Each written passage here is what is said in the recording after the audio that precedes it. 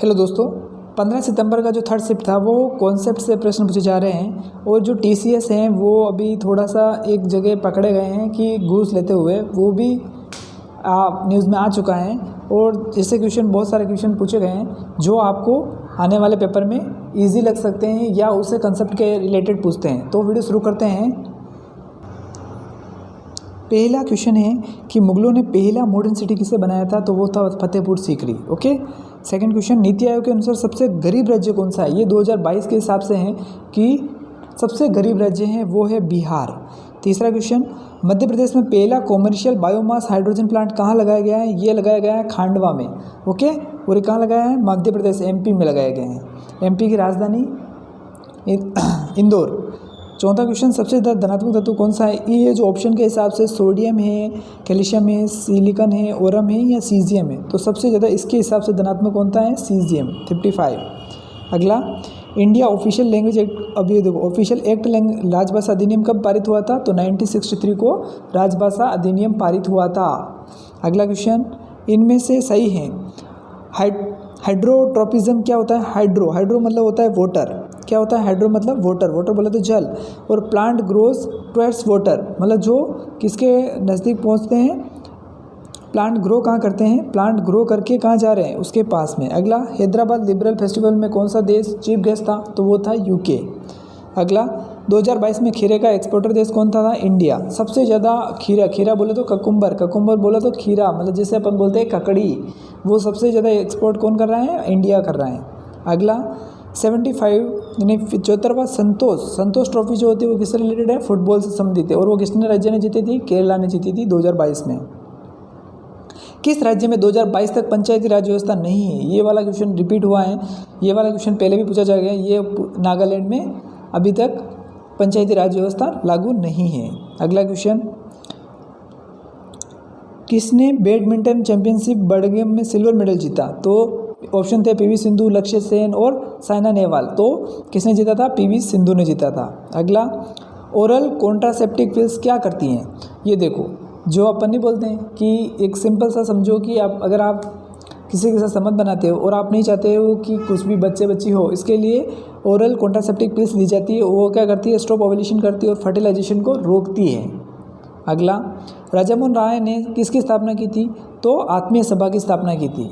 ये क्वेश्चन था कि 2n = 18 है तो इसमें ऑटोसम गुणसूत्र कितने होंगे।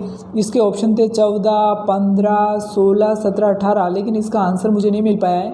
अगर दोस्तों अगर आपको पता हो कि इसका आंसर क्या होगा तो कमेंट बॉक्स में लिख के ज़रूर बताएं।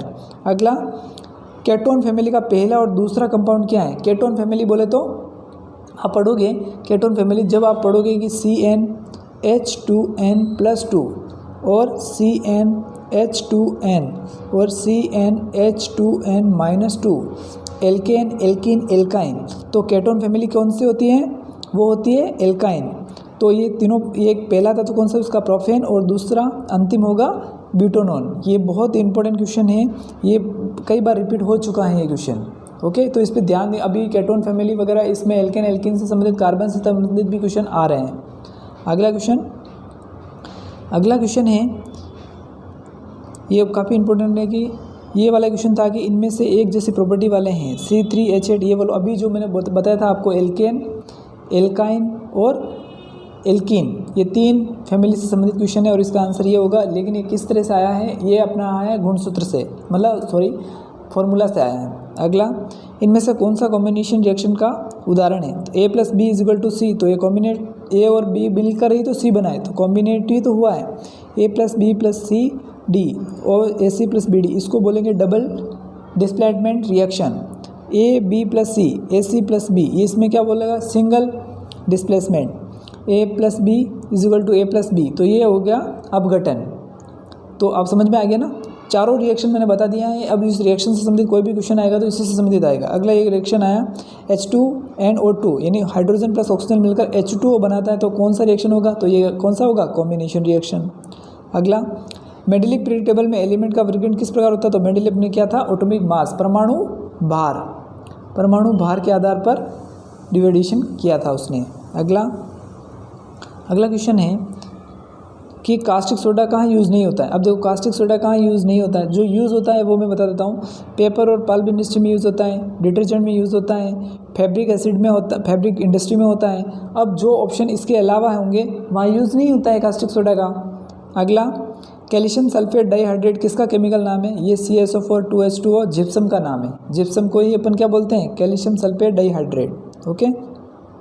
अगला, फोकल लेंथ पॉजिटिव होता है, तो फोकल लेंथ किसका पॉजिटिव होता है, तो कॉन्वेक्स लेंस और कॉन्वेक्स मिरर, यानी उत्तल दर्पण और उत्तल लेंस का जो फोकल लेंथ क्या होगा, वो पॉजिटिव होगा। ये ध्यान रखने वाली बात है, ये वाला क्वेश्चन भी कई बार आ चुका है।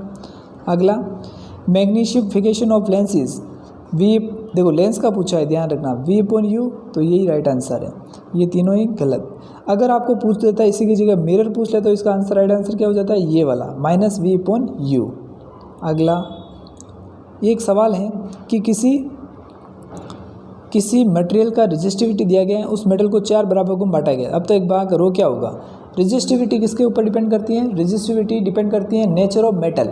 क्या, किसके ऊपर, नेचर ऑफ मेटल, मतलब जो मेटल होगा उसका नेचर कैसा है, वो किस तरह से, कितनी रेजिस्टिविटी है उसके पास, यानी पर वॉल्यूम कितनी उसकी रेजिस्टिविटी होती है, उसको बोलते हैं रेजिस्टिविटी। तो रेजिस्टिविटी रो ही रहेगी। ओके। अगला, प्रतिरोध को अगर पैरेलल में जोड़ा जाए तो उनमें से सही है। देखो जब अपने 2 रेजिस्टेंस है, इसको अपन ने पैरेलल में जोड़ा तो इसका रेजिस्टेंस क्या होगा, कम होगा। ओके, ये अच्छा क्वेश्चन है, प्रतिरोध घटेगा। अगला क्वेश्चन है कि एक कोयल है जिसमें 8 टर्न्स है, तो सिंगल टर्न की तुलना में कितना मैग्नेटिक फील्ड प्रोड्यूस होगा। तो देखो जो अपना मैग्नेटिक फील्ड होता है वो प्रोपोर्शनल होता है n। अगर आपको 1 है तो 1 होगा और 8 है तो 8 है, तो 8 टाइम्स हो जाएगा। ओके।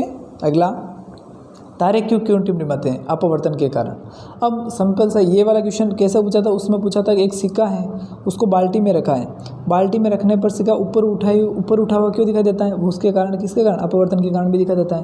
यानी लाइट से संबंधित क्वेश्चन आ रहे हैं तो लाइट और रेजिस्टेंस 2 ऐसे क्वेश्चन हैं जो हमेशा हर शिफ्ट में आएंगे आपके। तो ये दोनों टॉपिक आप अच्छे से पढ़ के जाइए और आने वाले जो एग्ज़ाम है शिफ्ट में आप एक बार ज़रूर पुराने वीडियोस भी देखे जाएं, ताकि आपको आइडिया मिल जाए कि किस तरह का पेपर आ रहा है।